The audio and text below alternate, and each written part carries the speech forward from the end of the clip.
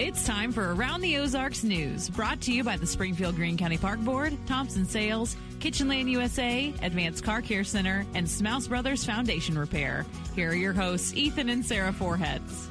Hi there. Good morning on Thursday. As the week rolls on, we're getting closer to the weekend, which is good news, and it's fairly warm outside too. So stick around for Abby Dyer's wake up weather forecast. But in the meantime, we've got some news to tell you about.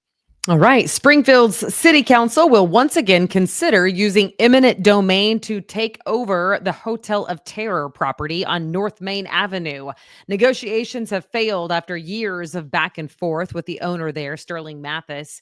City officials say the nearby Main Avenue Bridge is in dangerous condition and apparently cannot be repaired unless they take over the hotel. They would have to remove it. The council will hold a public hearing Monday night, November 17th, which is upcoming, and then a final vote expected December 15th. Wow, that's interesting. That's a big move. Yeah, it is. We shall see. Now to this is also fascinating, and we don't have a lot of detail yet, but Missouri Governor Mike Kehoe says that he will ask voters to begin phasing out the state income tax. Can I get a hallelujah?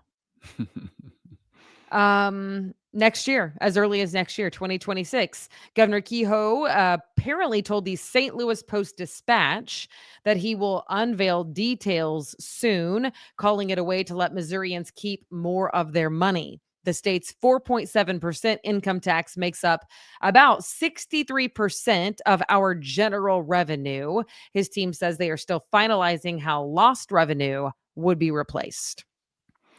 That'd be interesting. We both, I think we both lived in states without state income tax, right? Yeah. We did. I came here lived from in- Texas. It was Yep. glorious because I I was was in- making pennies. So it was helpful. But 63% of our general revenue. Well, they get that money back. It's just how they get it back. So your license, your car plates will be a lot more, as I recall, in Florida and in Nevada than they are here. So, I mean, there's ways to make it up. So it'll be interesting to see if it happens and how they do it. Yeah. Yeah, long way off though, I think. Deer hunters this weekend. It is hunting season, of course, in Missouri, and they may need to stop at a chronic wasting disease sampling station afterward. The mandatory testing runs through November 15th and 16th in 35 counties in Missouri, including Webster and Douglas in our area. The Missouri Department of Conservation is monitoring the deadly disease that affects deer and elk. If you want to find out the locations and more details about that, whether you would need to have your deer tested, just go to the Department of Conservation website because it's all laid out there for you. And then longtime Missouri Department of Conservation media specialist Francis Skalicki is retiring after 30 years of service. A lot of those when Sarah and I were in the news at KY3 calling him on a monthly basis about something. Skalicki has been in the Southwest Regional Media Contact Office since 1996 and was inducted into the Missouri Sports Hall of Fame in 2019. He has been a familiar voice on TV when it comes to all things outdoors and nature. He's also a writer for outdoor news outlets across Southwest Missouri. And he was, I think, a phone call that Sarah made immediately after being bitten by a copperhead snake. Is that right? I remember you saying that. You said, call Francis. But first, I called 911. And I was getting actually conflicting information online because I was waiting for the good folks down in Ozark to come get me. And I needed to call Francis because it was like when I Googled it, it was like some people were saying elevate your leg. And then some articles were like, no, keep your leg below your heart. So I actually did not get a hold of Francis, but that was our first thought because we knew he would know. So, and the reason that we got differing information apparently online, I found out when I actually got to the hospital, is that the recommendations have changed within like the last couple years. So depending on what date of the article, you'll get different opinions. Well, we wish him good luck in retirement. He's always done an incredible job with the media here and us specifically. The key is being knowledgeable and accessible to the media when they need you, and he's been both over the years. So congratulations on retirement. That's what makes him good. And you too, because you are accessible to the media. There's nothing like a media person or a PR person sending out a press release and then not taking your phone call. Correct. Yeah, you can't do that. What? This is what your job is. Anyway, I won't get on my soapbox.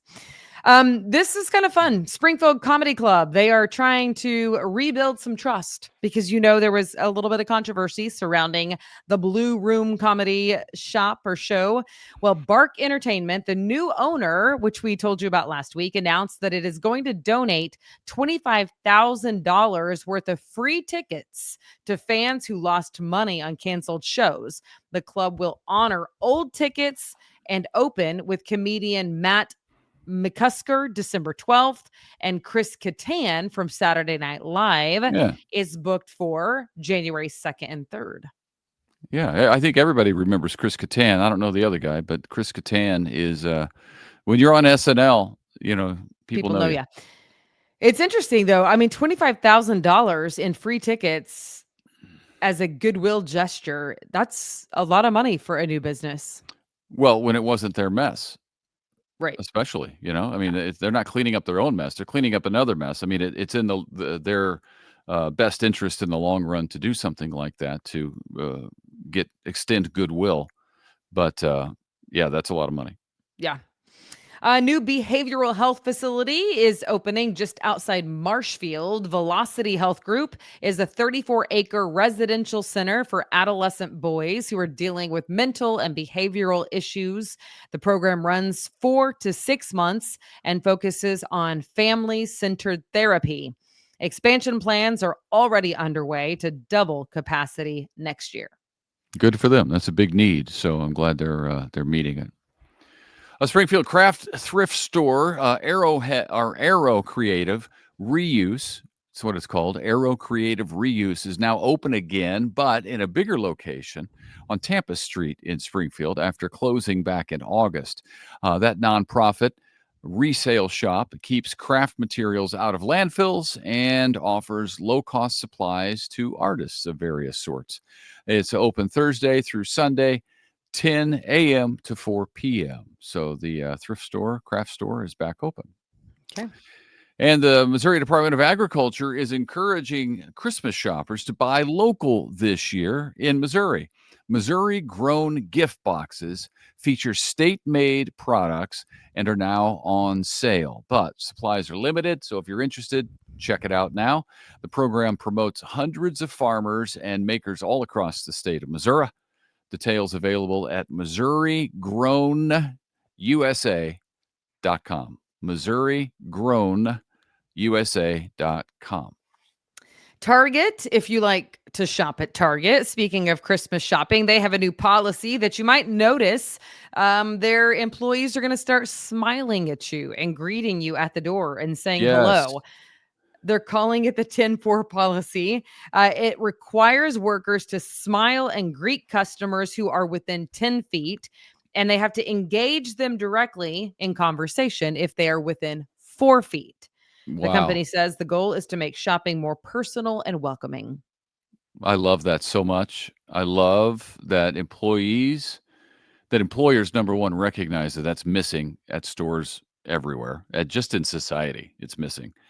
It's also great for the employees to have conversations like that. It probably will make their day go by faster, make them happier, and especially for the young employees, it's good for you, right? It's a good learning experience to have to talk to somebody, to greet somebody with a hello. Sometimes you'll notice not there, but anywhere you go.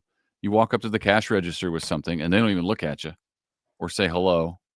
And then at the end, they don't say thank you. They don't say anything. It's off-putting. It is.